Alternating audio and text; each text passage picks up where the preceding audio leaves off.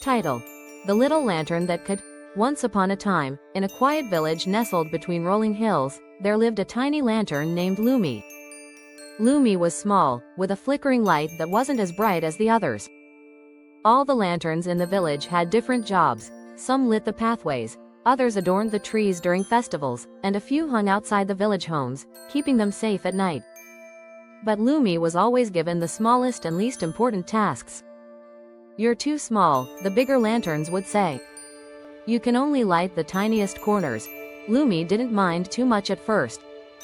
She loved being helpful, even if it meant just lighting the path under an old tree or shining in the attic of the village bakery.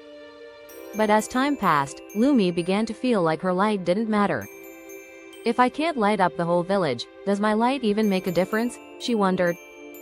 One stormy night, the village was hit by a powerful wind that knocked over many of the larger lanterns, leaving the village in darkness. The villagers were scared. They couldn't find their way home, and the darkness made everything seem so much scarier. Lumi knew this was her chance.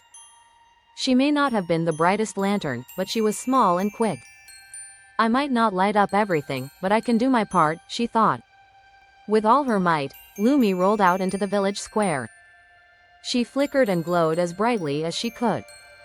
Her light wasn't the biggest, but it shined through the cracks and gaps between buildings, guiding the villagers toward the safe paths. The villagers saw the little lantern and began to follow its glow. One by one, they found their way to the village square, where Lumi's light was still shining brightly. Slowly but surely, everyone made it back home. When the storm finally passed, the villagers looked around at the lanterns that had fallen over.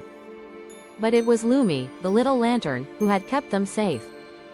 They gathered around her and cheered, grateful for the tiny light that had made such a big difference. "Sometimes, even the smallest light can be the brightest," the village elder said, smiling at Lumi.